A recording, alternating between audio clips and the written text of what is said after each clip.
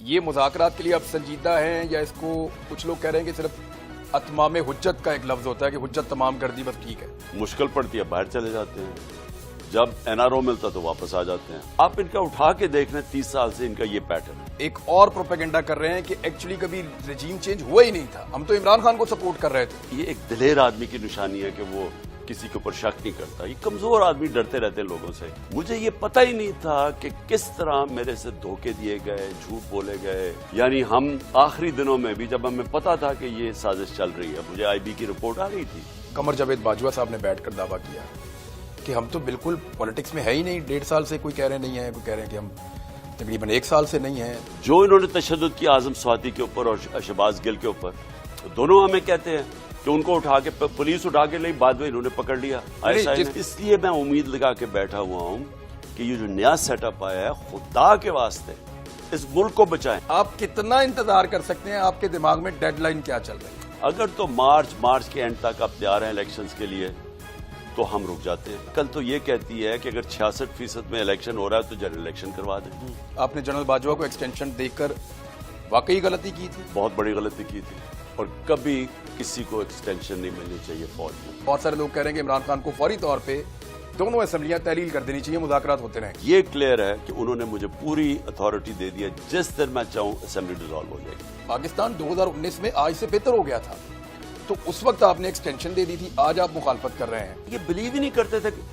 یہ کرپشن کو بری چیز سمجھتے ہی نہیں تھے۔ ادھر سے میرے خیال میں کوئی ایشورٹی بھی دی ہوگی، ایشورٹی تو خیر وہ سب کچھ دے دیتے تھے۔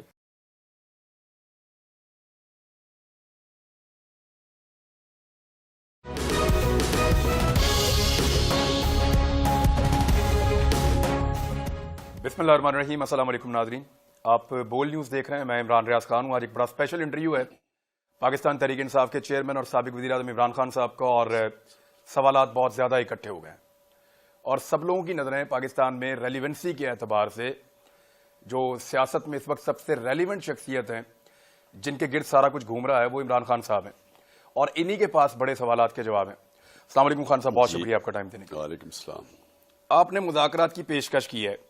نارملی آپ ان لوگوں سے پولیٹیکل پارٹی سے بات نہیں کرنا چاہتے تھے، اور آپ نے ہمیشہ یہ کہا ہے کہ میں پولیٹکس پہ بات کروں گا، این آر او نہیں دوں گا۔ این آر او تو ہو گیا، اور رجیم چینج آپریشن، اس کے بعد این آر او، وہ ساری چیزیں انہوں نے اپنے مطابق کر لی ہیں۔ اب آپ وہیں پہ بات چیت کرنے کی دعوت دے رہے ہیں۔ یہ مذاکرات کے لیے اب سنجیدہ ہیں یا اس کو کچھ لوگ کہہ رہے ہیں کہ صرف اتمام حجت کا ایک لفظ ہوتا ہے کہ حجت تمام کر دی بس ٹھیک ہے؟ دیکھیں عمران، ان لوگوں سے میری کیا بات چیت ہو سکتی ہے؟ میں ان کو 35 سال سے جانتا ہوں، بلکہ شریف خاندان کو تو 40 سال سے جانتا ہوں۔ تو ان کا تو جو مقاصد ہیں پولیٹکس میں، اور یہ جو سارا واردات کرتے ہیں، باہر سے آتے ہیں یا ملک کے اندر ملک کو خون چوستے ہیں اور پھر پیسہ باہر لے جاتے ہیں۔ مشکل پڑتی ہے باہر چلے جاتے ہیں، جب این آر او ملتا تو واپس آ جاتے ہیں۔ تو ان کا مقاصد کیا، پہلے ذرا کلیئر ہو جائے نا۔ آپ جب تک کسی کا موٹیو نہیں پتہ چلواتے تو آپ کو پتہ نہیں چلتا کہ ان کے ایکشنز کیا ہیں۔ موٹیو ان کا یہ ہے کہ پہلے انہوں نے چوری کر کے پیسہ بنایا، اس چوری کے پیسے بنانے کے اندر سارے ادارے کمزور کرتے ہیں، اور ان کی فوج سے لڑائی ہوتی اس لیے ہے کہ وہ ایک ادارہ کنٹرول میں نہیں ہوتا، باقی کنٹرول کر کے تباہ کر دیتے ہیں، پیسہ باہر نکال لیتے ہیں، اور پھر ان کی جو ساری کوشش ہوتی ہے اس پیسے کو بچانے کے لیے، این آر او لینے کے لیے۔ تو ان کی تو آپ ان کا اٹھا کے دیکھ رہے ہیں 30 سال سے ان کا یہ پیٹرن ہے۔ میری ان سے کیا بات ہوگی، کیونکہ میں چاہتا ہی یہ ہوں کہ اس ملک میں قانون کی حکمرانی ہو، انصاف ہو، کرپشن، اس طرح کے لوگوں کی طاقتور کی کرپشن ختم ہو۔ تو میرا تو مقصد ہی اپوزٹ ہے نا۔ اس وقت پرابلم کیا ہے؟ پرابلم یہ ہے کہ ملک بڑی تیزی سے جا رہا ہے نیچے۔ آج اسحاق ڈار، باقی لوگوں کو چھوڑیں، اسحاق ڈار اور مفتاح اسماعیل کی کیا آپس میں لڑ پڑے، اور لڑے کیا ہے؟ ایک دوسرے پہ ایلیگیشن لگا رہے۔ لڑے کیا ہے؟ مفتاح اسماعیل کہہ رہا ہے کہ یہ اسحاق ڈار ڈیفالٹ کی طرف لے کے جا رہا ہے، وہ ساری دنیا کو نظر آ رہا ہے ڈیفالٹ کی طرف۔ آمدنی گرتی جا رہی ہے، قرضے بڑھتے جا رہے ہیں، ساری دنیا سمجھتی ہے کہ اب یہ قرضوں کی قسطیں واپس نہیں کر سکتے۔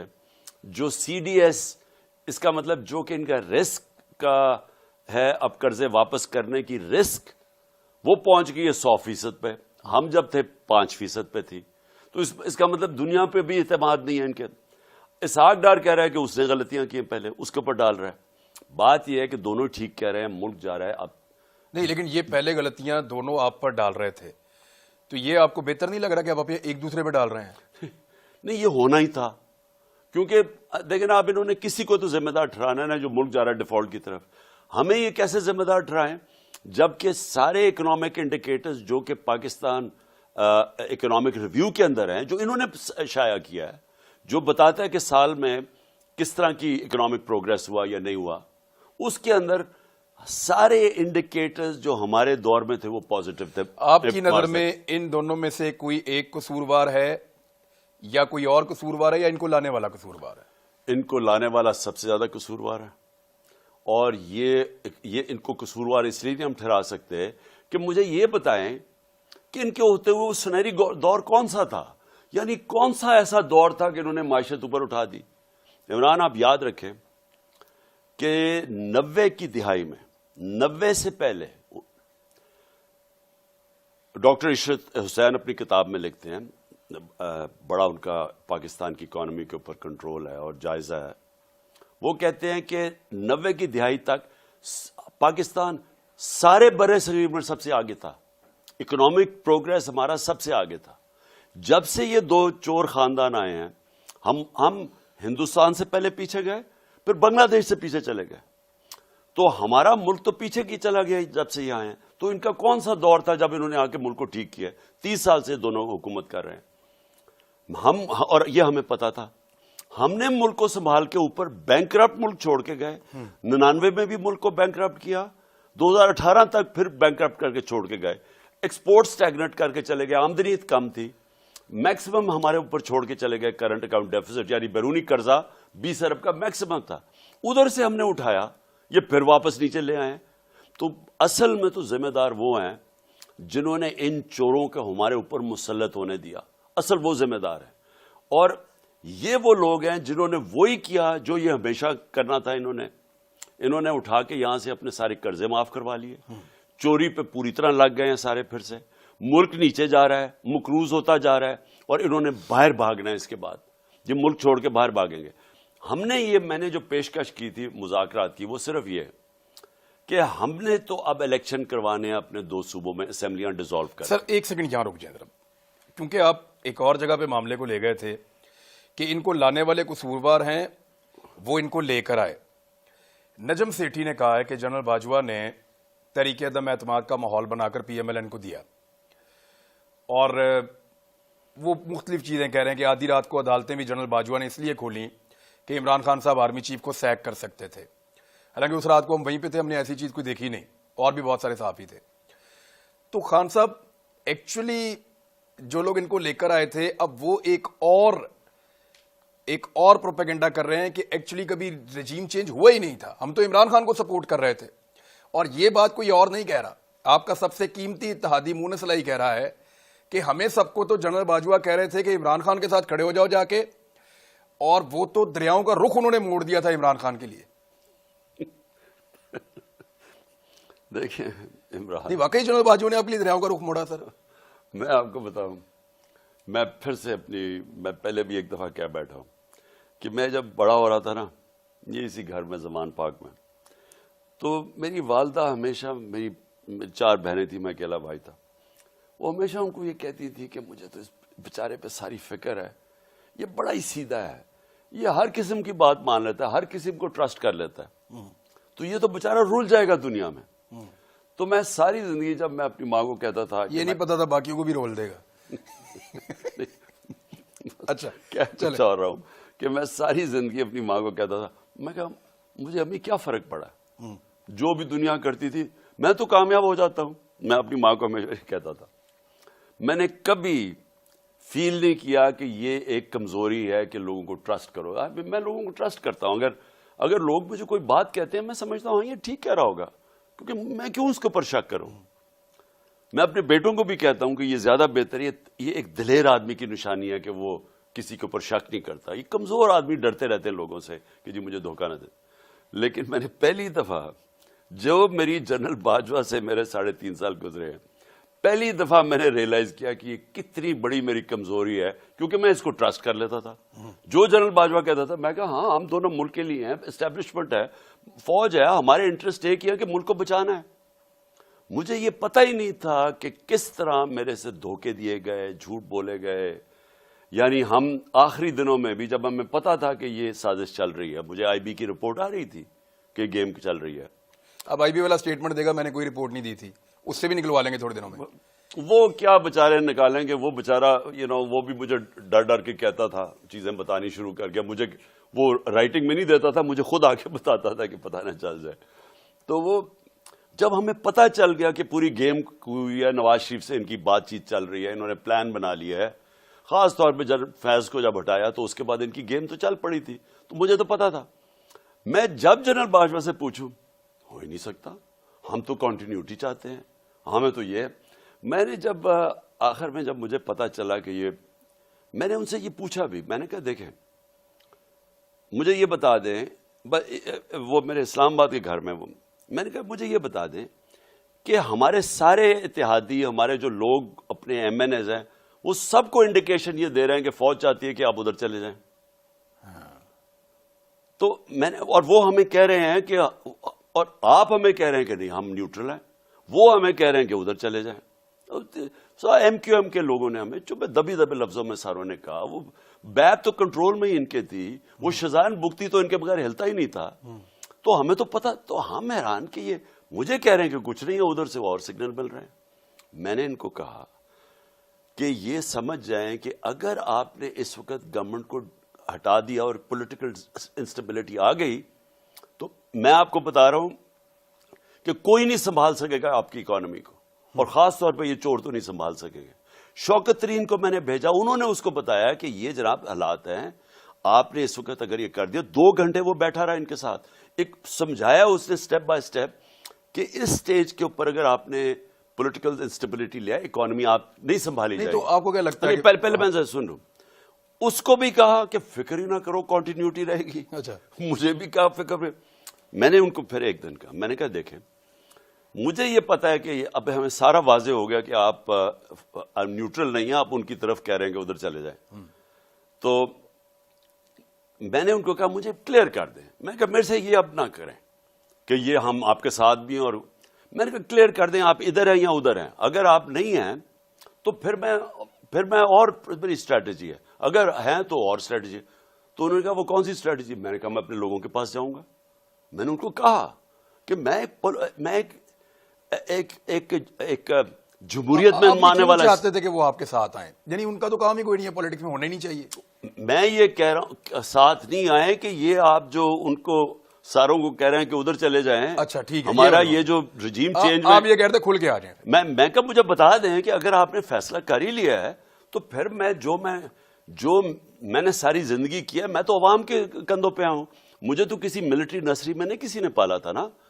بھٹو کو ہمیں پتا ہے کدھر تھا، وہ ڈیڈی کہتا تھا ایوب خان کو. مجھے اس کا پتا ہے کہ یہ نواز شریف کو تو جنرل جیلانی نے پالا تھا. میں تو 22 سال اپنی محنت کر کے آؤں، نیچے سے پبلک کو لے کے آؤں. تو میں کہا میں واپس پبلک میں چلا جاؤں گا. میں نے ان کو یہ کہا فکر ہی نہ کرو، ہم تو کنٹینیوٹی چاہتے ہیں، ہم تو آپ کے ساتھ ہیں. تو جنرل باجوہ نے میڈیا کو بھی کہا کہ میں سب کو گولیاں دیتا تھا. اور بعد میں پتا چلا کہ میں اکیلا نہیں تھا جس کو لال بتی کے پیچھے لگائے ہوئے تھے، اور بھی بڑے لگائے ہوئے تھے، اور خاص طور پہ ان کے اپنے کولیگز کو بھی. 12 ایشو میں صرف یہ کہہ رہا ہوں کہ دیکھیں جو ہوا یہ سارا اس کے پیچھے ہمیں پتہ ہے ہینڈلرز تھے. اور جب یہ ہو گیا اور جب پتہ چل گیا کہ پبلک آ کے ہمارے ساتھ کھڑی ہو گئے. 10 اپریل ایک پاکستان میں ایک ایسا وقت تھا جس میں کبھی ایسا ہوا نہیں پاکستان کہ پبلک آ کے کھڑی ہو گئی، ایک وہ پارٹی جس کو گورنمنٹ سے نکالا ہے. تو جب آپ کو نظر آ گیا کہ پبلک آ کے ادھر کھڑی ہو گئی ہے، اور یہ بھی نظر آ گیا کہ لوگ ان چوروں کو نہیں مانیں گے، بلکہ ہمارے ساتھ لوگ اس لیے آئے، وہ ان چوروں کی شکلیں دیکھ کے، وہ 3 اسٹوجز کی جب شکلیں دیکھی وہ لوگ ادھر آ گئے. اب جب لوگ ادھر آ گئے، انہوں نے جو اس کے بعد کیا، میں نے سب سے بڑا ظلم کیا. جو انہوں نے 7 مہینے ہمارے اوپر جو تشدد کیا، ہمارے اوپر جو انہوں نے جس طرح کی آپریشن کی، میں آپ کو یقین کراتا ہوں کہ جو 25 مئی کو ہوا وہ لگ رہا تھا یہ مقبوضہ کشمیر ہے، یہ پاکستان نہیں لگ رہا تھا. مقبوضہ کشمیر میں عورتیں بچے فیملیز کے اوپر شیلنگ ہوتی ہے، یہاں تو نہیں ہوتی تھی. ہمیں جس طرح مجھے ٹریٹ کیا گیا، میرے اوپر کیسز بنائے گئے، جو مجھے ملتا تھا کہ اس کے پیچھے پڑ جاتے تھے. پوری ایجنسیز ان کے پیچھے لگی ہوئی ہیں. ہمیں تو جہاز کوئی نہیں ملتا تھا، لوگ ڈرتے تھے، ہمیں رینٹ پہ جہاز نہیں دیتے تھے. وہ تو شکر ہے میرا دوست دان اسد امریکہ سے آیا، اس کے جہاز اگر نہ ہوتا میں تو ٹریول ہی نہیں کر سکتا تھا. ہر قسم کا انہوں نے ہمارے اوپر جو پریشر ڈالا ہے، جس طرح میڈیا کے اوپر جو دکھاتا تھا. اور یہ اسٹیبلشمنٹ تھی، not the political government. Political. اچھا، ہمیں جب 25 مئی کو یہ پولیس والوں نے ہم نے پوچھا یہ تم نے کیا کیا، کہیں جی ہمارے سے پیچھے سے پریشر تھا اسٹیبلشمنٹ کا. آپ میڈیا کے ہاؤسز سے پوچھیں، ڈائریکٹلی میڈیا ہاؤسز کو کر کے ڈرا رہے تھے. تو دیکھیں نا، موجودہ D G I S I ہیں، آئی ایس پی آر والے تو ادھر چلے گئے ہیں. انہوں نے بیٹھ کر دعویٰ کیا، قمر جاوید باجوہ صاحب نے بیٹھ کر دعویٰ کیا کہ ہم تو بالکل پولیٹکس میں ہے ہی نہیں. 1.5 سال سے کوئی کہہ رہے نہیں ہیں، کوئی کہہ رہے ہیں کہ ہم تقریباً 1 سال سے نہیں ہیں. تو یہ تو سارا کچھ پولیٹکس میں ہو رہا تھا. دیکھیں، میں اب اتنے بڑے جھوٹ بول رہے ہیں. میں 3.5 سال گورنمنٹ میں بیٹھا ہوں، مجھے تو پتا ہے کہ کیسے آپریٹ کرتے ہیں، مجھے تو پتا ہے کہ کیا ہوتا ہے. یعنی اس کے بعد انہوں نے جو کور اپ کیا، یہ سارا کور اپ ہے. تشدد ہمارے اوپر ہو رہا ہے، میڈیا ہاؤسز کو یہ ڈرا رہے ہیں. آپ جیسے لوگ جو صحافی جس طرح ارشد شریف، ان کے پیچھے یہ پریشر ڈال رہے ہیں. آپ سب کو پتا ہے کہ وہ یہ تو پیچھے بیٹھے ہوئے تھے. جو انہوں نے تشدد کیا اعظم سواتی کے اوپر اور شہباز گل کے اوپر، دونوں ہمیں کہتے ہیں کہ ان کو اٹھا کے پولیس اٹھا کے لی، بعد میں انہوں نے پکڑ لیا. جس پولیس اسٹیشن میں مجھے رکھتے تھے، میں بتا دیتا ہوں، آن ایئر بتا دیتا ہوں، جہاں پہ بھی مجھے رکھتے تھے 2 آدمی ہوتے تھے جو نیوٹرل ہوتے تھے، اور پولیس والے ان کی طرف اشارے کرتے تھے کہ اگر یہ نہ ہوں تو ہم آپ کو کمفرٹیبل کر سکتے ہیں، ان کی وجہ سے ہم آپ کو کمفرٹیبل نہیں. جیل والے، یہ جو اڈیالہ جیل والے، وہ شہباز گل کو کہتے رہے کہ جی وہ ہمارا پریشر ان کا پیچھے کا. سو جو ہمارے پر ہوتا تھا وہ سارے یہ کہتے تھے کہ پریشر پیچھے سے آ رہا ہے ان کی. تو انہوں نے پوری طرح ہمیں دبانے کی اور ختم کرنے کی کوشش کی. اس لیے میں امید لگا کے بیٹھا ہوا ہوں کہ یہ جو نیا سیٹ اپ آیا ہے، خدا کے واسطے اس ملک کو بچائیں. آپ نے اپنے لوگوں کو کہا کہ روکو، ابھی اسٹیبلشمنٹ کے اوپر تنقید مت کرو اور نشانہ مت بناؤ. نئی اسٹیبلشمنٹ سے ایسا لگتا ہے آپ نے کوئی امیدیں وابستہ کی ہیں. کیا کسی نے کوئی یقین دہانی کروائی ہے صدر پاکستان کو یا کسی اور جگہ پہ کہ اب آپ کے ساتھ وہ نہیں ہوگا جو ماضی میں 8 مہینوں میں ہو رہا تھا، یا بالکل خاموشی ہر طرف؟ دیکھیں، ہم نے بالکل میسج پہنچائی ہے. آپ نے پہنچایا؟ ہم نے میسج پہنچائی ہے. ڈاکٹر الوی نے بھی یہ بات کی ہے کہ دیکھیں اس سے ہوا کیا ہے. 7 مہینے میں کیا ہوا؟ کیا پارٹی کرش ہو گئی ہے؟ کیا تحریک انصاف گر گئی ہے؟ کیا یہ ٹوٹ گئی ہے؟ تحریک انصاف تو اور مضبوط ہو گئی ہے. تحریک انصاف تو آج وہ اللہ کا شکر ہے پاپولیرٹی ہے. پاکستان کی تاریخ میں کسی پولیٹیکل پارٹی کو نہیں تھی ایسے. مجھے ذوالفقار علی بھٹو کے دور یاد ہے، ہم اس کے ساتھ تھے، ہم نوجوان تھے. پیپلز پارٹی ایک نیشنل پارٹی ایک ایسی ابھری تھی. میں آپ کو کہہ رہا ہوں، اس سے جو آج پاکستان میں پی ٹی آئی ہے، کبھی پاکستان میں پیپلز پارٹی نہیں تھی. تو ہم تو اٹھتے گئے ہیں، جتنا انہوں نے دبایا ہماری پارٹی تکڑی ہو گئی ہے. اگر میں آزادی، ملک آزاد پاکستان دیکھنا چاہتا ہوں تو میں ایک مضبوط فوج دیکھنا چاہتا ہوں. تو کیا ہم چاہیں گے یہ پاگل پان؟ یہ پاکستان کے دشمن چاہیں گے. یہ وہ لوگ جو باہر بیٹھے ہوئے ہیں، جن کو پیسے کا پوجا کرنے والے بیٹھے ہوئے ہیں، شریف وغیرہ، یہ ان کا انٹرسٹ ہے. آپ نے پیغام پہنچا دیا، ہم نے جواب کیا ہے؟ ہم نے، اور میرے خیال میں دیکھیں ان کو موقع دینا چاہیے. نیا سیٹ اپ آیا، ان کو کیا ضرورت ہے؟ جو آپ کا چلیں، میں تھوڑا سا اگر آپ جواب دینا چاہیں تو آپ بتا دیں کہ مونس علائی کو غلط فہمی ہے اس بارے میں کہ اسٹیبلشمنٹ نیوٹرل ہے، یا اسٹیبلشمنٹ آپ کے ساتھ کھڑی تھی جب آپ کی حکومت جا رہی تھی؟ دیکھیں، مونس کا یا کوئی مجبوری ہے؟ نہیں، مونس علائی کا بالکل علیحدہ ایکسپیرئنس ہوا ہوگا. ٹھیک ہے، دیکھیں نا، ہو سکتا ہے ان کو کچھ اور کہا گیا ہو. نہیں، ان کو کہا گیا ہوگا کہ یہ پی ٹی آئی کے ساتھ چلو، لیکن وہ دوسرا والا جو چلا گیا نون لیگ میں، اس کو بھی کہا ہوگا کہ ادھر چلے جاؤ. اچھا، ادھر بھی نمبر پورے کر دیے تو یہ جو ڈبل گیم چل رہی تھی، ویسے میں آپ کو بتاؤں، جتنی ڈبل گیم جنرل باجوہ نے کھیلی ہے نا، یعنی وہ کبھی کسی کو کچھ کہہ، ہمارے اپنے لوگوں کو کسی کو کوئی پیغام جا رہا ہے, کسی کو کوئی اور جا رہا ہے, عجیب اس کی ویسے ایٹیٹیوڈ دیکھیں. لیکن ہوا کیا اینڈ میں, فائدہ تو نہیں ہوا نا, ایکسپوز تو ہو گئے. اب یہ جو ذلت انسان تو نہیں دے سکتا نا. مجھے یہ بتائیں کہ ہم اللہ میں ماننے والے جو لوگ ہیں, ہمارا ایمان, عزت اور ذلت اس کے ہاتھ میں نا. مجھے یہ بتائیں کہ مجھے تو اصولاً جو انہوں نے کیا تھا میرے ساتھ, جو میں ایک ڈائری اٹھا کے نکلا تھا پی ایم ہاؤس سے, اس کے بعد اصولاً مجھے ذلیل ہو جانا چاہیے تھا. ہوا کیا, مجھے اللہ نے وہ عزت دی جو میری زندگی میں تصور نہیں تھا ایسی ملے گی. تو اس سے تو آپ کو واضح ہو جانا چاہیے نا کہ اوپر والے کے ہاتھ میں سب کچھ ہے. آپ جو مرضی کر لیں, فیصلہ وہ آپ کے اعمال کے اوپر کرتا ہے. بے شک اس میں کسی کے تو اعمال غلط تھے نا جو کہ ذلت ملی ہے. نیت کے اوپر اللہ تعالیٰ. اچھا, اس میں مجھے یہ بتائیں, نیت اور اعمال. بے شک.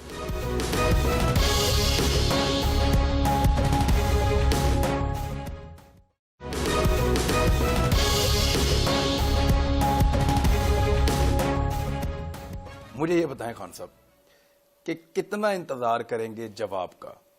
یعنی اسٹیبلشمنٹ کا تو چلے جواب نہیں آیا, ان کا جواب ان کا رد عمل ہی ہوگا. اگر وہ ویسے ہی کریں گے جو پہلے باجوہ صاحب کر رہے تھے تو آپ کو وہ بھی پتہ چل جائے گا یہی جواب ہوگا, اور اگر نہیں کریں گے تو یہ بھی جواب ہوگا مثبت.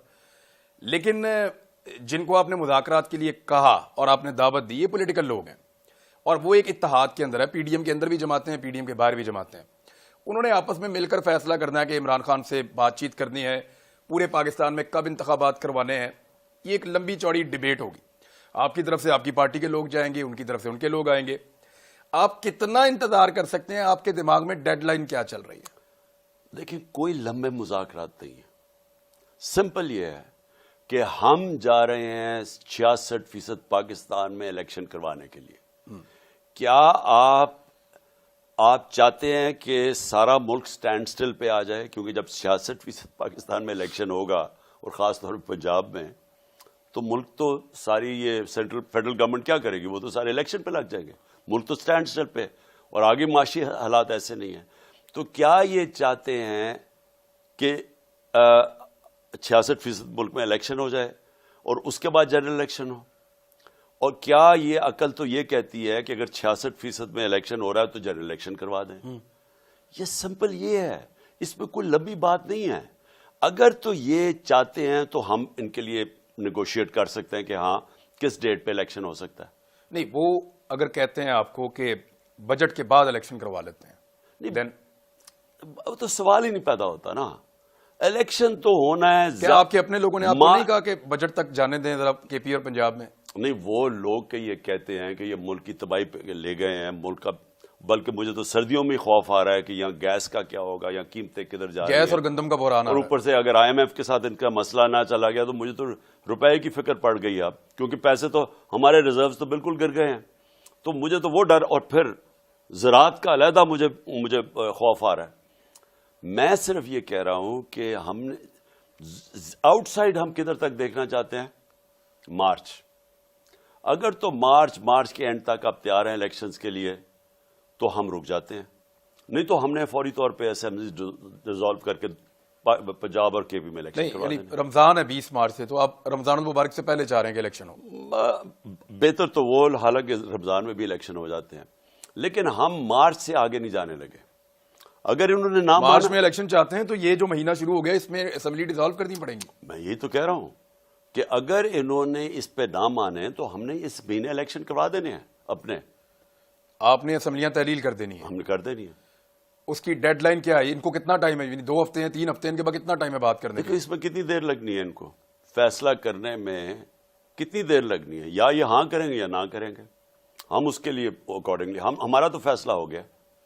دیکھیں, ان کے پاس کچھ, ویسے میڈیا بڑے فخر سے بتاتا ہے, مجھے اس پہ شرمندگی ہوتی ہے کہ زرداری صاحب جادو چلا دیں گے. ایکچولی وہ ایک خرید و فروخت ہے اور ایک غیر اخلاقی کام ہے جو وہ کرنے آتے ہیں. لیکن اب ان کے بارے میں یہ کلیم کیا جا رہا ہے کہ زرداری صاحب آئیں گے, جادو چلائیں گے, بندے توڑیں گے, آپ کے لوگ استعفے دیں گے, آپ کی اسٹرینتھ کم ہوگی, اور بے بھی وہ پرویز الہی صاحب وغیرہ کو بھی قابو کریں گے. تو اس سچویشن میں آپ کے ہاتھ سے گیم نکل گئی تو, کیونکہ بہت سارے لوگ کہہ رہے ہیں کہ عمران خان کو فوری طور پہ دونوں اسمبلیاں تحلیل کر دینی چاہیے, مذاکرات ہوتے رہیں گے. ہم کر سکتے ہیں, لیکن دیکھیں ان کے ہاتھ میں اب گیم ہی نہیں ہے. پرویز الہی بالکل ہمارے ساتھ کھڑے ہیں, اور ہماری ان سے بڑی طویل ڈسکشن ہو چکی ہے. انہوں نے آپ کو مشورہ دیا کہ چلے جائیں ابھی بجٹ تک چلے جائیں؟ انہوں نے کہا آپ کو؟ انہوں نے مجھے پوری اتھارٹی دی ہے جب میں لیکن مشورہ بھی دیا ہے؟ نہیں وہ ہم خیر وہ تو ساری ڈسکشن تو آپس میں بھی چلتی ہے نا. وہ تو میں اپنے ایم پیز کو بھی بلا رہا ہوں ڈسکشنز کے لیے اگلے 3-4 دن. لیکن یہ کلیئر ہے کہ انہوں نے مجھے پوری اتھارٹی دے دی ہے. جس دن میں چاہوں اسمبلی ڈیزالو ہو جائے گی. آپ کو انہوں نے تحریری طور پہ سمری دی ہے دستخط شدہ کہ خان صاحب یہ میں آپ کو دے رہا ہوں؟ کیونکہ یہ خبر چل رہی ہے کل سے کہ عمران خان صاحب کو ذرائع کے مطابق دستخط شدہ سمری دے دی ہے اسمبلی تحلیل کی پرویز الہی صاحب نے، اور وہ ان کے پاس موجود ہے. بس یہ سمجھ لینا انہوں نے مجھے پوری اتھارٹی دینا ایک الگ بات ہے، تحریری طور پہ یہ پیپر اگر میں آپ کو دے دوں یا زبانی بولوں فرق تو ہے. سمجھ جائے نا کہ انہوں نے پوری جب میں چاہوں گا یہ میرے پاس پوری اب جس دن میں چاہوں گا اسمبلیز ڈیزالو ہو جائیں گی 100%. اور آپ کب چاہیں گے؟ میں 4-5 دنوں میں اپنی پارٹیز کے یہ جو سارے پنجاب کے اپنے لوگ ہیں ان سے مل رہا ہوں، کے پی کے لوگوں کو علیحدہ مل رہا ہوں، اور دوسرا دیکھتے ہیں کہ وہاں سے کوئی رسپانس آتا ہے. ہم ان کو یہ تو چانس دے سکتے ہیں نا کہ وہ کہیں گے جی ہاں ٹھیک ہے نیگوشیٹ کرتے ہیں، کیونکہ اگر اتنا تقریباً سارے پاکستان میں الیکشن ہو رہا ہے تو ہم جنرل الیکشن کال کر دیتے ہیں. لیکن اگر آپ اتنا دیر آگے چلے جائیں تو وہ تو ہو سکتا ہے نیگوشیٹ.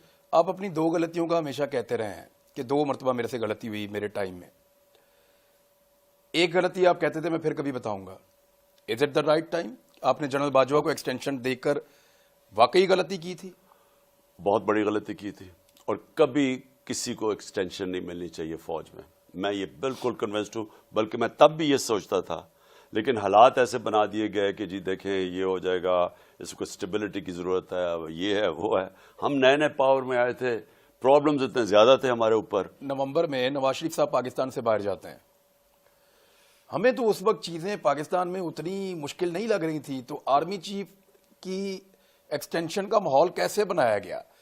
یعنی وہ تو بہت نارمل حالات تھے. اگر آج کے مقابلے میں آپ دیکھیں تو آج معیشت بیڑا غرق ہو گئی ہے، پاکستان کے اندر ایک کیوس ہے، پاکستان کی صورتحال پاکستان 2019 میں آج سے بہتر ہو گیا تھا. تو اس وقت آپ نے ایکسٹینشن دے دی تھی، آج آپ مخالفت کر رہے ہیں. اس وقت آپ کے لیے کس طرح کی گارنٹیز دی گئی تھی کہ آپ دے دیں ایکسٹینشن ٹھیک ہو جائے گا؟ دیکھیں کوئی گارنٹیز نہیں تھی. میں نے کوئی گارنٹیز نہ مانگی نہ دی. ہمارے ساتھ اس وقت کوآپریشن 100% تھی. ایک طریقے لبیک والا وہ کھڑا تھا. نہیں فضل الرحمان بھی پہنچ گیا تھا دھرنے کے لیے. وہ یہ عجیب چیزیں ہوتی ہیں نا. یہ اب تو ہم پیچھے جب دیکھتے ہیں نا تو جب کام کروانے ہو تو یہ ایک دم ہو جاتی ہیں چیزیں، آپ میں ایک دم کوئی کٹ پتلیاں آ جاتی ہیں یہاں سے وہاں سے. خیر وہ تب مجھے اتنا اندازہ نہیں تھا. وہ علیحدہ چیزیں ہیں. اصل میں سوائے اس کے کہ اس شروع میں مجھے سمجھ نہیں آ رہی تھی کہ کیوں نہیں احتساب کرتے. میں ان کو کہتا تھا، میں نے کہا میری تو پارٹی، میرا تو 22 سال سے ہمارا یہ ہے کہ جب تک اس ملک میں آپ احتساب نہیں کریں گے، طاقتور کا، کمزوروں کا نہیں، طاقتور کا رول آف لا قائم نہیں ہوگا. کوئی ملک آگے نہیں بڑھ سکتا جس کے اندر انصاف نہ ہو. جو رول آف لا ہے نا جی، کیونکہ میں نے تو باہر کے سسٹمز دیکھے ہوئے ہیں نا، تو آپ اگر آج یہ ملک ترقی کر گئے ہیں، خوشحال ہیں، برطانیہ ہے، یہ یورپ ہے، ان سب میں رول آف لا ہے. کوئی طاقتور قانون سے اوپر نہیں، کوئی قبضہ گروپ نہیں، کوئی تھانے کچہری کی پالیٹکس نہیں، کوئی پلاٹس کے اوپر قبضے نہیں ہو جاتے. لوگوں کو انصاف ملتا ہے، وہ پھر آزاد ہو جاتے ہیں، ان کے حقوق ہیں، وہ آگے نکل جاتے ہیں. میں ان کو یہ سمجھا رہا تھا کہ جب تک آپ ان کو نہیں نیچے لے کے آتے اور یہ اس طرح دندناتے پھریں گے، یہ ملک کو آگے نہیں چلنے دیں گے. میں ان کو سمجھاتا گیا.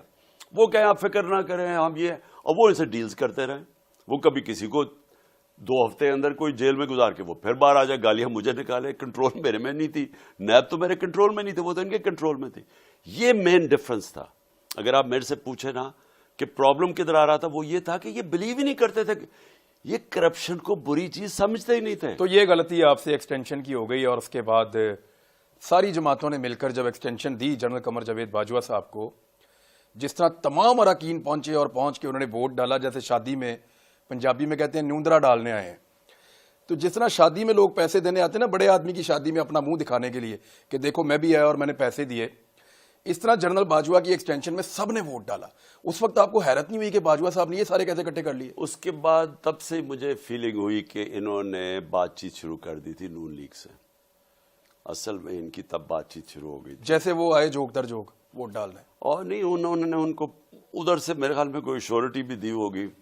ایشورٹی تو خیر وہ سب کو دے دیتے تھے, لال بتی کے پیچھے تو سب لگ جاتے تھے, لیکن میرے خیال میں ادھر سے انہوں نے بات چیت ان سے شروع کی, جو آخر میں پھر جب یہ جنرل فیض کو ہٹایا گیا تب کلیئر ہو گیا کہ انہوں نے ان سے پھر فیصلہ کر لیا تھا مجھے ہٹانے کا. اعظم سواتی کے ساتھ جو ہو رہا ہے, اعظم سواتی پورے ادارے کے لیے ایک چیلنج بن گئے ہیں. مصیبت یہ ہے کہ ان کی عمر 75 سال ہے اور وہ کھڑے ہو کر ہر جگہ کے اوپر وہ نام لے کر کہتے ہیں کہ فلاں بندہ فلاں بندہ فلاں بندہ, اور اس ادارے سے وہ بندہ ہے, انہوں نے مجھے ننگا کیا اور انہوں نے ویڈیو بنا کے بھیجی ہے, اور یہ دھمکاتے رہیں. اب اس طرح کے آدمی سے کیسے اسٹیبلشمنٹ اپنی جان چھڑوا سکتی ہے؟ حالانکہ پہلے والے جو ہیں وہ چلے گئے ہیں. یہ چیلنج نئے والوں کے لیے بھی ہے. خان صاحب, اس کا کوئی سلوشن ہے آپ کے پاس؟ دیکھیں پہلے یعنی اب وہ پھر گرفتار ہو گئے, ان کو پہنچا دیا ادھر, اور وہاں ٹھنڈ ہے کوئٹہ میں, وہ بیمار ہو گئے ہیں آج بہت زیادہ. مجھے پتا کہ کتنا برا ریاکشن ہے. پہلے اس کو گندا ننگا کر کے مارنا, ایک 75 سال پوتا پوتی کے سامنے مارنا پہلے, پھر ننگا کر کے جا کے, اور وہ کہتا ہے یہ ایسا ہے کہ لوگ لے کے گئے تھے. اس کے بعد جو ویڈیو, جو ہسبینڈ وائف کی ویڈیو جو فیملی کو دی گئی نا, ایک تو مارنے پہ لوگوں, لیکن ویڈیو کا سارے پاکستان کے گھروں میں, ہماری کنزرویٹو قوم ہے, سب ایک اتنا برا اس کا ریاکشن آیا. تو میں سوچتا ہوں کہ جب نئے سیٹ اپ آیا ہے تو اپنے آپ کو ڈسٹنس کریں اس چیز سے جس سے ایک سارے ادارے کو نقصان پہنچ رہا تھا. تو مجھے تو بڑا افسوس ہوا ہے کہ جو اعظم سواتی سے ہو رہا ہے, اور ابھی تک کوئی نظر نہیں آ رہا کہ انہوں نے پالیسی چینج کی. اب سلوشن کیا ہے اس کا؟ دیکھیں, آپ کو حیرت نہیں ہوتی کہ عدالت اس کا نوٹس نہیں لے رہی؟ ایک 75 سال کا آدمی جو اپر ہاؤس کا ممبر ہے, پوری دنیا کے اندر یہ 100-104 لوگ پاکستان کی نمائندگی کرتے ہیں, اور یہ 104 لوگ پاکستان کے بہترین لوگ قرار دیے گئے ہیں آئین پاکستان کے مطابق. تو یہ بیسٹ لوگ ہیں جو اپر ہاؤس میں چلے گئے ہیں. اب یہ پاکستان کے ایک ایسے آدمی کے ساتھ 75 سال کی عمر میں جو ہو رہا ہے, عدالتی نوٹس نہ ہونے پر آپ کو حیرت نہیں ہوتی؟ بہت. میں بالکل عمران آپ سے کہوں گا کہ مجھے تو, میں ایک طرف اپنے قوم کو چاہتا ہوں کہ ہماری جوڈیشری کی عزت کریں, کیونکہ بہت ضروری ہے کہ اصل میں تو جو میرے ساری تحریک تھی انصاف کی 26 سال پہلے, اس کا مقصد ہی رول آف لا ہے. رول آف لا امپلیمنٹ کرتا ہے آپ کی جوڈیشری. اب جب جوڈیشری یہ تماشا دیکھ رہی ہے, ظلم ہو رہا ہے اور بار بار لوگ اس کی طرف دیکھ رہے ہیں, میں تو حیرت ہے کہ وہ ایکٹ ہی نہیں کر رہا ہے اس کے اوپر. دیکھیں, سو موٹر ایکشن لے لیا, 12 بجے عدالتیں کھلوا لی, وہ اس کے اوپر الیکشن لے لیا وہ اسپیکر کی رولنگ پہ, اور یہ اتنا بڑا ایک انٹرنیشنل ایشو بنتا جا رہا ہے. ساری دنیا میں اس کی خبریں گئی ہیں کہ سینیٹر سے یہ ہو رہا ہے, اور اگر سینیٹر سے یہ ہو سکتا ہے تو باقی تو کوئی بھی سیف نہیں ہے. ارشد شریف کے لیے ہم نے درخواست کی لوگوں سے, اور لوگ لاکھوں کی تعداد میں خطوط لکھ رہے ہیں, اور سپریم کورٹ کو روز کہہ رہے ہیں کہ ایک انڈیپینڈنٹ جوڈیشل کمیشن بنا کے اس کی انکوائری کریں. اور اسپیشلی جو مدعی تھے, چاہے وہ اعظم سواتی کے ہیں چاہے ارشد شریف کے ہیں, 22 مدعی تو میرے ہیں, ان میں سے کوئی بھی سامنا کرنے کو تیار نہیں ہے کہ ہم نے ان کے اوپر غداری اور بغاوت کے مقدمے درج کروائے ہوئے ہیں. ان میں سے کوئی منشیات فروش ہے, ان میں سے کوئی جو ہے وہ جوئے کے اڈے ہیں کسی کے, ان میں سے کوئی جو ہے وہ اسمگلر ہے. اس طرح کے لوگوں سے پرچے کروائے ہوئے ہیں, وہ اب سامنے نہیں آ سکتے. خان صاحب, ارشد شریف صاحب کے لیے آپ سے گزارش ہے کہ ایک خط آپ بھی لکھ دیں, کیونکہ میں جس کو مل رہا ہوں ہم سب کو کہہ رہے ہیں, ایک چھوٹا سا 2 لائن کا خط, 4 لائن کا آپ بھی لکھ دیں چیف جسٹس کو. تو کیا آپ لکھیں گے اور آپ اس کو کیا سمجھتے ہیں؟ دیکھو, ہم نے تو اپروچ کیا ہوا ہے چیف جسٹس کو 3 چیزوں کے اوپر, اعظم سواتی, ارشد شریف اور میں جو کہ ایکس پرائم منسٹر ہوں. میرے اوپر یہ گولیاں ماری گئیں, 3 گولیاں لگی مجھے, اور میں اپنی ایف آئی آر ہی نہیں کٹوا سکا. اپنی گورنمنٹ کے ہوتے ہوئے پنجاب میں, اپنی پولیس کے ہوتے ہوئے, میں جو میرا رائٹ ہے. دیکھیں, ایف آئی آر لوگوں کو سمجھ نہیں آتی. ایف آئی آر کا مطلب ہوتا ہے جو افیکٹڈ پارٹی ہے اس کا یہ حق ہے کہ میں پہلی فرسٹ انفارمیشن رپورٹ میں بتاؤں کہ کون لوگ ذمہ دار ہیں. میں 2 مہینے سے میں کہتا آ رہا ہوں کہ میرے اوپر یہ واردات ہونے لگی ہے, کیونکہ مجھے تو انفارمیشن تھی ساری اس کی. میں ایسے تو نہیں بولا, مجھے تو پتا چلتا جا رہا تھا. میں اس کو تو نام لے نہیں سکتا تھا, ہر چیز رجسٹرڈ تھی, لیکن مجھے پتا تھا کہ کیا کرتے جائے, کس نے ویڈیو بنائی, اس کے اوپر یہ کوئی وقار ستی ان کا چمچہ ہے, یہ اسٹیبلشمنٹ کا, ان کا آئی ایس آئی کا, اس نے کیسے اس کو اٹھایا, پھر اس کو پی ٹی وی کے اوپر 4 دن چلایا, پھر یہ مریم نے اور جاوید لطیف نے پریس کانفرنس کی. ہمیں تو سارا پتا ہے کہ انہوں نے بلڈ اپ کیسے کیا کہ یہ جنونی انتہا پسند, اور اس کے الفاظ ایگزیکٹلی وہی ہیں, اور اچھا گمراہ کرنے والے لفظ وہ وہاں پہ ٹیلی ویژن پہ بھی ہر ٹویٹ کے اندر بھی, اور وہ جو مارنے والا اس نے بھی وہی الفاظ استعمال اور اس مارنے والے نے پہلی چیز کی کہ میں اکیلا ہوں. جے آئی ٹی کی رپورٹ ہے کہ کم از کم 2 تو ڈیفینیٹ شوٹر تھے, تیسرا شوٹر کی بھی وہ بات کر رہے ہیں. 3 لوگ تھے جنہوں نے یہ کر رہا تھا. تو وہ اس نے اکیلا کیوں کہا؟ کیونکہ وہ طوطے کو پڑھایا گیا تھا. اور پڑھایا کس نے گیا تھا؟ یہ ڈرٹی ہیری نے پڑھایا تھا اس کو. اور اس کے ساتھ ملے ہوئے تھے یہ سارے جنہوں نے پورا ان کی رانا ثناء اللہ قاتل اور یہ شہباز شریف, یہ ایکسٹرا جوڈیشل کلنگ اور مارشل لاء کا قاتل, انہوں نے مل کے پلان کیا تھا. اور میں اپنی ایف آئی آر نہیں ریکارڈ کروا سکا. آپ جو تسنیم حیدر کہہ رہا ہے برطانیہ میں, وہ اپنے آپ کو خطرے میں ڈال رہا ہے ہلاکت میں. وہ کہہ رہے جی نواز شریف نے شوٹرز کی اویلیبلٹی کے اوپر بات کی تھی میری موجودگی میں اور مجھے کہا گیا تھا, جس کا بعد میں نے انکار کیا تھا. تو وہ آپ اس کو اہمیت دیتے ہیں یا اس کو بائی کرتے ہیں؟ دیکھیں مجھے موٹیو کس کا ہے, کون چاہتا تھا کہ عمران خان مر جائے؟ وہ چاہتے تھے لوگ جن کو خطرہ تھا کہ اب الیکشن میں اس کا مقابلہ نہیں کر سکتے, اور اگر الیکشن میں مقابلہ نہیں کر سکتے تو اچھا ڈسکوالیفیکیشن, توشہ خانہ, فنڈنگ کیس, وہ سارے بےچارے بیٹھ گئے ہیں. وہ ان کو پتا کہ وہ کیس ہے ہی نہیں, عدالت میں باہر چلے جائیں گے, وہ کیس ہی نہیں ہے. تو کدھر اینڈ میں پبلک بڑھتی جا رہی ہے. انہوں نے سمجھا کہ پبلک اب کم ہوگی. وہ پہلے ایک الیکشن ہوا, اس میں جب انہوں نے جب دوسرا الیکشن نیشنل اسمبلی کا, انہوں نے 13 پارٹیز نے مل کے ایک عمران خان کے خلاف لڑا اور حلقے وہ چنے جو کہ سب سے کمزور حلقے تھے, اور ان کی پی ڈی ایم کی دگنی ووٹ تھی ہمارے سے. جب ادھر ہارے نا, یہ ان کا پلان بن گیا تھا مارنے کا, اور مجھے پتا تھا. اب بات یہ ہے کہ ان لوگ موٹیویشن سب سے بڑی نواز شریف, سب سے زیادہ جس کو خطرہ ہے نا کہ میں نے محنت سے 30 سال میں اربوں ڈالر کمایا ہوا ہے, وہ اربوں ڈالر اس کو نظر آ رہا ہے خطرے میں کہ اگر عمران خان پاور میں آ جاتا ہے. اس لیے اس کی نمبر 1 موٹیویشن یہ, اس کے ساتھ بغل بچہ شہباز, یہ تو اس کے ساتھ اس کو ان دونوں کو پتا تھا. اور اس کے علاوہ کون کس کو تھا؟ یہ جو ملا ہوا تھا ان کے ساتھ, جو کہ انٹیلیجنس کا آدمی ڈرٹی ہیری, یہ ان کے ساتھ ملا ہوا تھا. انہوں نے پلان کیا تھا. اوپر سے اس کے علاوہ اور کسی کو اوپر پتا تھا, وہ اگر انویسٹیگیشن ہوگی تو سامنے آ جائے گا. خان صاحب, فائنلی آپ نے غور کیا کہ دہشت گردی واپس آ رہی ہے. آپ ٹی ٹی پی کے ساتھ آپ کی لڑائی شروع ہو گئی ہے, افغان طالبان کے ساتھ آپ کی بات چیت جو ہوتی تھی وہ اب نہیں ہو رہی ہے. انڈیا دوبارہ افغانستان کے اندر اپنے آپ کو مضبوط کر رہا ہے. یہ ساری چیزیں پچھلے 7 مہینے میں اتنی خاموشی سے ہوئی ہیں اور اتنی تیزی سے بارودی سرنگیں بچھی ہیں, اور بلوچستان کے حالات دوبارہ خراب ہو رہے ہیں. اکانومی کو سنبھالنا, دہشت گردی کو سنبھالنا, چیلنجز بڑھتے چلے جا رہے ہیں. کیا آپ سمجھتے ہیں کہ یہ آپ کی پارٹی اب کر پائے گی جلدی, اگر آپ کو موقع ملتا تو؟ دیکھیں میں ایمانداری سے کہتا ہوں کہ یہ جو اوپر آ کے بیٹھے ہوئے نا چور, انہوں نے تو وہی کیا ہے جو ہمیں پتا تھا انہوں نے کرنا ہے. انہوں نے اس ملک کو پیچھے لے کے گئے 30 سالوں میں. ان چوروں نے اپنی دولت آسمانوں پہ لے گئے, ملک کو مقروض کر دیا. ان کے دور میں ہوا نا. آج کہتے ہیں کہ جی یہ کس نے یہ ماحول, ہمیں کہہ رہے ہیں ہم تو 3.5 سال کے لیے آئے ہیں, ہم تو چھوڑ کے گئے پاکستان جو کہ اوپر جا رہا تھا. 30 سال یہ دونوں نے حکومت کی ہے. مجھے بتا دیں 30 سال میں انہوں نے جو ملک سے کیا ہے, اگر بنگلہ دیش آگے نکل گیا تو اس سے زیادہ ہمیں شرم کی کیا بات ہے. میں زندہ تھا, بڑا تھا جب کہ بنگلہ دیش بنا تھا. بنگلہ دیش میں ایکسٹینشن نہیں ہوتی نا سر؟ نہیں, بنگلہ دیش آپ یقین کریں عمران, ہم نے اپنے کانوں سے سنا تھا لوگ کہتے ہوئے کہ جی شکر ہے بنگلہ دیش لیتا ہوا, ہمارے پر بوجھ بنا ہوا تھا, جان چھوٹ گئی. ویسٹ پاکستان تو بہت امیر تھا, وہ تو بہت پیچھے تھا ہمارے سے. وہ ہمارے سے ان 2 چوروں کے خاندانوں کی وجہ سے آگے نکل گیا, کیونکہ انہوں نے تو ملک کو تباہ کر دیا. اب ان کے پیسے ہیں باہر پڑے ہوئے, ان کو جب پرابلم آتا ہے انہوں نے باہر بھاگ جانا.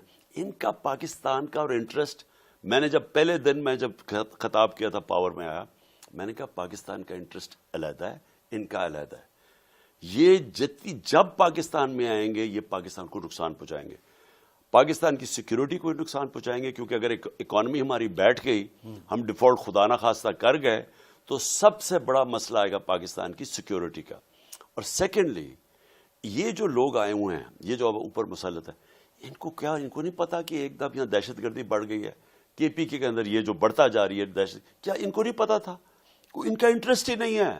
کیا ان کو نہیں پتا اکانومی بیٹھ رہی ہے؟ ان کا انٹرسٹ ہی نہیں. اپنے قرضے اپنے چوری معاف کروانا, 1100 अरब माफ करवाना, एक एक का केस बंद होते जा रहे हैं, अरबों रुपए के इनके केसेस हर रोज, वो जो इन्होंने नैब में चेंज किए कानून, वो बंद होते जा रहे हैं। तो इनका कहाँ इंटरेस्ट है पाकिस्तान का? कब ये पाकिस्तान में खड़े हुए हैं? जब मौका मिलता है ये बाहर भाग जाता है, नवाज शरीफ और जरदारी साहब ने कहा है कि इमरान खान साहब अगला इलेक्शन जब होगा तब तक न सिर्फ नैब की वजह से जेल में होंगे बल्कि नाअहल हो चुके होंगे। देखिए ना, ये भी अलमिया है, ये क़यामत की निशानी है कि आसिफ जरदारी कह रहा है कि नैब के जरिए कोई जेल होगा।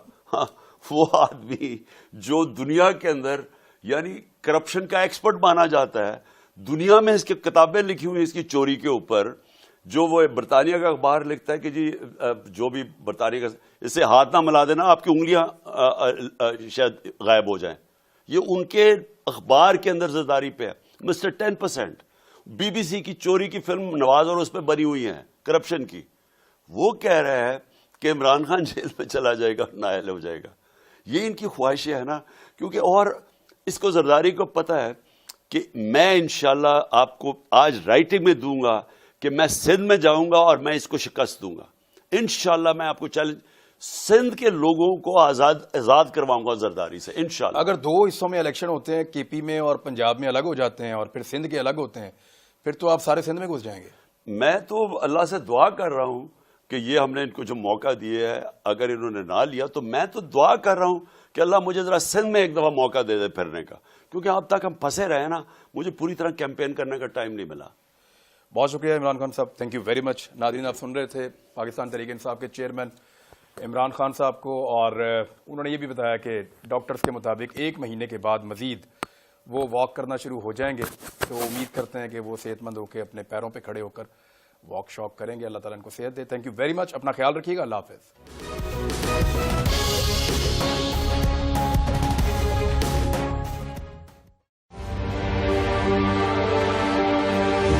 ये तो उनकी वालदा से इंशाल्लाह कराएंगे। अभी जो मुल्क की सूरत हाल है वो आपके सामने है। हकीकी सहाफ़त का अरशद शरीफ एक, मैं समझता हूँ बहुत बड़ा हकीकी सहाफ़त का लंबरदार था और हक से 1 इंच नहीं हटा, बल्कि जान देनी पड़ी तो जान दे दी उसने।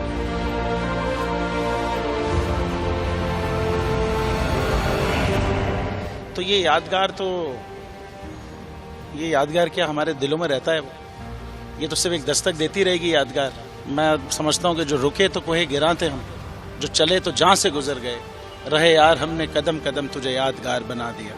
ये अरशद शरीफ के लिए मेरे ख्याल है लिखा गया है।